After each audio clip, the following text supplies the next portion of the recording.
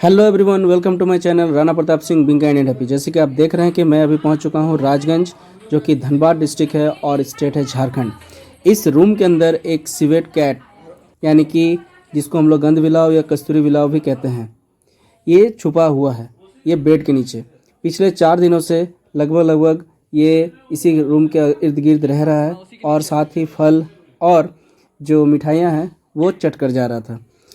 पिछली रात इन्होंने शिकायत किया कि घर में कुछ घुसा हुआ है जो कि आवाज़ कर रहा है। जब सामने से देखा गया, वीडियो बनाया गया, तो पता चला कि ये सिवेट कैट है। हम लोग यहाँ घुसे, पहले नेटिंग कर रहे हैं। नेटिंग करने के बाद धीरे धीरे इसको निकालने की कोशिश करेंगे। आप वीडियो में बने रहिए। चलिए तब तक आपको बताते हैं कि आखिर ये सिवेट कैट जिसको हम लोग गंध बिलाव या कस्तूरी बिलाव कहते हैं, हालांकि ये कैट तो हम लोग बोलते हैं लेकिन ये कैट है नहीं। असल में ये है मोंगूस के करीबी, जो कि बिल्ली के जैसा दिखते जरूर हैं। इनके 8 स्पीसीज हमारे भारत में पाए जाते हैं, लगभग पूरी दुनिया में 15 से 20।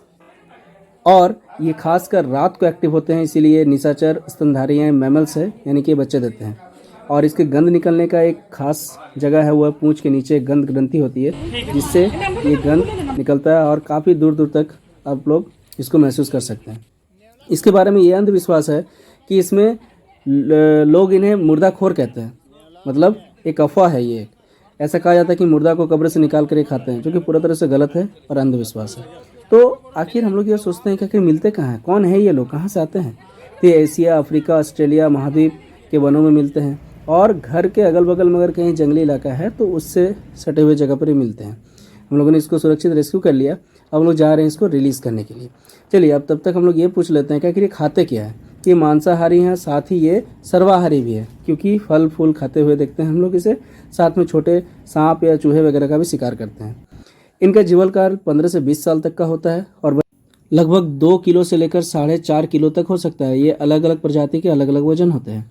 सबसे खास बात जिसको जानकर आपको हैरानी होगी वो है दुनिया का सबसे महंगा कॉफ़ी, जिसको हम लोग कॉफ़ी लुवाक यानी कि सिवेट कैट पॉप कॉफ़ी कहते हैं, वो इन्हीं के मल से बनता है। मल यानी कि पॉटी। आप सोच रहे होंगे कि आखिर ऐसा कैसे? जब ये कॉफ़ी के फलों को खाते हैं तो इनके पाचन तंत्र के द्वारा जो कॉफ़ी के बीज होते हैं वो डिस्ट्रॉय नहीं होते, वो सुरक्षित रहते हैं। और अगली सुबह जब 24 घंटे के बाद जब वो पॉटी करते हैं तो उसके साथ निकलते हैं फ्रेश बीज। और ये बीज को धोकर, सुखाकर और फिर भूंजकर बाज़ार में काफ़ी कीमत पे बेचा जाता है।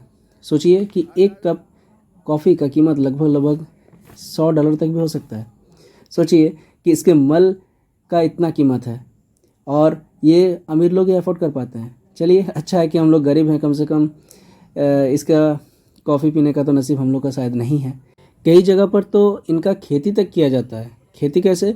एक बड़े से कॉफ़ी के बगीचे को चारों ओर नेट से घेर दिया जाता है और इन सिवेट कैट्स को वहाँ पे छोड़ दिया जाता है। ये दिन रात कॉफ़ी के फल खाते हैं और साथ ही वो पॉटी करते हैं, जिससे कलेक्ट करके काफ़ी मात्रा में जो ये क्या नाम है, कॉफ़ी लुवाक जो कॉफ़ी है उसको प्रोड्यूस किया जाता है, बाज़ार में बेचा जाता है ना अनोखी बात? क्या होगा अगर ये हमें काट ले तो? अमूमन ये बहुत ही शर्मीले साई किस्म के होते हैं, ये जल्दी काटते ही नहीं है। और फिर भी अगर आपने गलती से इनके मुंह में हाथ दे दिया, यानी कि अगर मान लीजिए ये गलती से आपको काट लिया, तो आप एंटी रेबीज़ का इंजेक्शन ले सकते हैं, क्योंकि कुछ प्रजातियों में रेबीज़ देखा गया है।